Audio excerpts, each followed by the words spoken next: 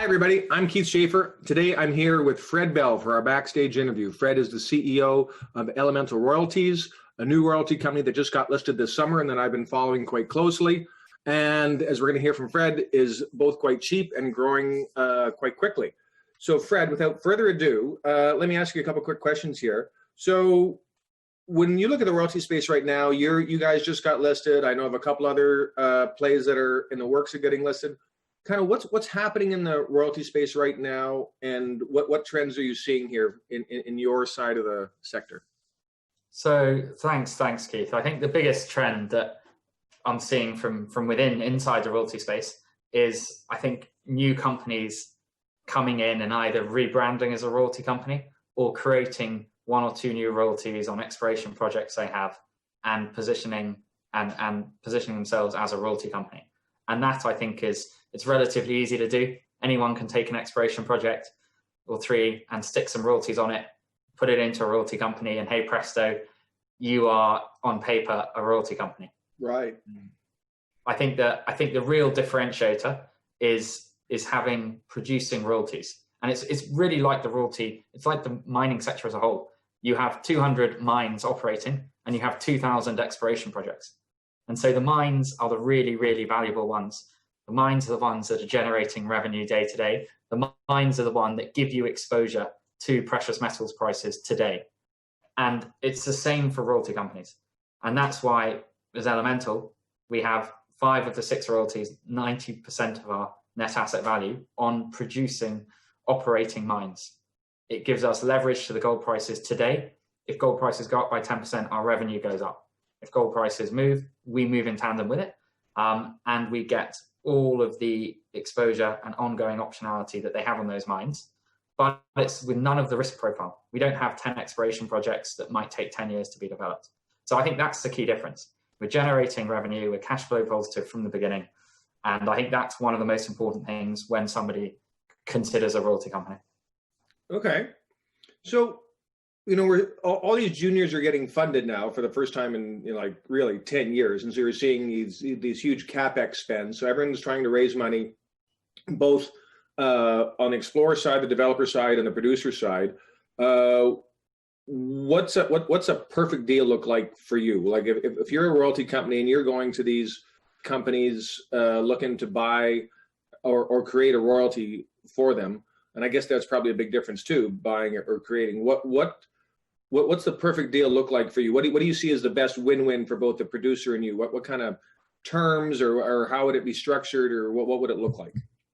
I think that you touched on something important there, which is a difference between buying royalties from operators and buying royalties from third parties. And all the royalties we have bought to date have been from third parties. And I think in the current market environment, we're still more likely to be buying existing royalties than creating ones with the operators, because they can all get funded. We're looking at both, but I think that more of them are weighted towards third-party ones. And the driver for that is for really those owners to maximize their value. If you put 4 or 5 royalties together in a royalty company, you will always get more value for that than you will holding those assets individually.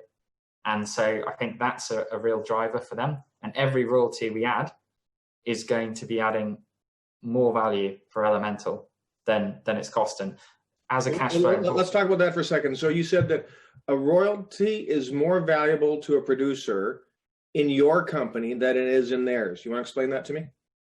So a typical mining company might trade at 8 times earnings. And I think what you will see is royalty companies across the board will probably trade at an average of 15 times earnings. Now that can vary. That might be 25 times earnings for the big guys, and it might be 10, 12 times earnings for the small guys.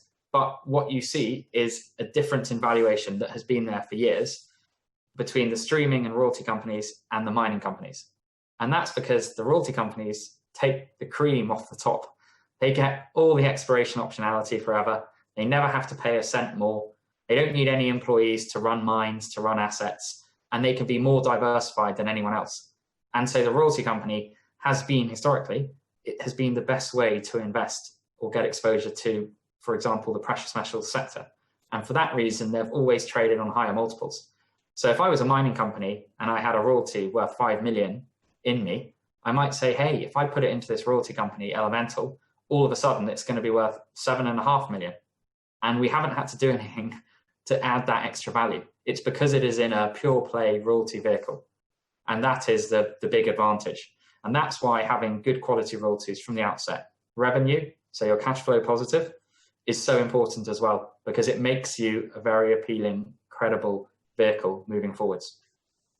Now, so when you get these royalties in, so and you and I talked about this off screen, where the company selling the royalty, they would actually take stock in your company as part of the, not as 100% of the deal, but as part of the deal, so they could participate in the upside. You want to explain a little bit about how that works? And yes, it's look, if you had a royalty, you could sell it for $100 today, or you could put it into Elemental and take, as an example, $50 of cash and $50 of equity, and that $50 of equity might go on to being worth $100 or $150, and so you make much more money doing it that way than you do just by selling for cash on day one. And I think that has been an example that's been proven time and time again by many royalty companies and by many existing gold miners and operators who have done that as well. And you always get... So that's a bit of a trend right now, is where the mining companies will take some paper in the royalty company. Yeah, and I think it's you see this cycle, and you actually saw it about 10 years ago, where a number of the big mining companies did this exact same thing. They took portfolios of royalties they had built up, accumulated over time, and they put them into royalty companies. And they took part equity and they took part cash, and they made money. And now it's been, for some of them, 5 years, 10 years, and they're coming back and they've got another portfolio of royalties they have built up over time. And they are thinking about, how can we maximize value for this? And it's exactly the same on a smaller level with private royalty owners. Because every year, every week, every month, new royalties are being created, new discoveries are being made, new projects are being advanced, and all of those, have the opportunity to have a royalty on them, and some have 2 or 3 or 4 royalties on them. And so there's an ever replenishing pool of royalties, secondhand existing royalties available. That's where we have really played to date in acquiring those.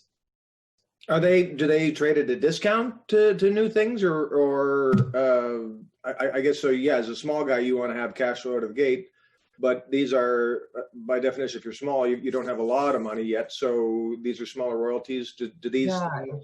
It really does vary on the vendor. And so some of the deals we have done, we bought 2 royalties from Yamana Gold, which is a $4 or $5 billion plus miner. We bought one of the royalties from Acacia, which was Barrick's subsidiary and now is part of Barrick again.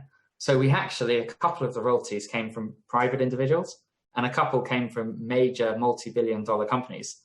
And in those cases, it was such a sort of non-core small asset for them that we were able to buy it in an uncompetitive environment and get a really good price on it.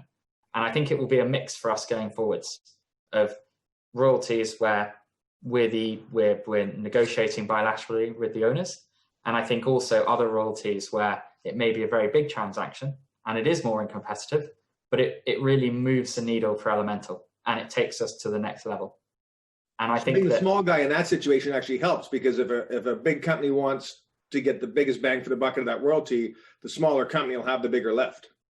Exactly. And that's exactly why sometimes actually being smaller is being better. And I think that only works if you've got good quality royalties underpinning you. If we were a small royalty company with 10 exploration royalties, we might not be so appealing.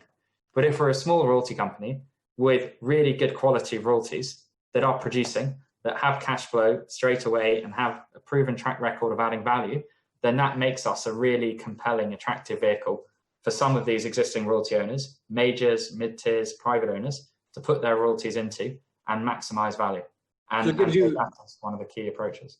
Gives you a lot of optionality. Gives you, your team, your stock, your shareholders a lot of optionality. Yeah, absolutely. And that's in a summary, that is the royalty space. You are getting optionality for all the future on the royalties that you have and on whatever they discover going forwards. And the more royalties you get, the more optionality you have forever over those licenses, over those mines, over those assets. And that is why it is such a powerful model. Awesome. Fred, thank you so much for your time today. That was a great explanation.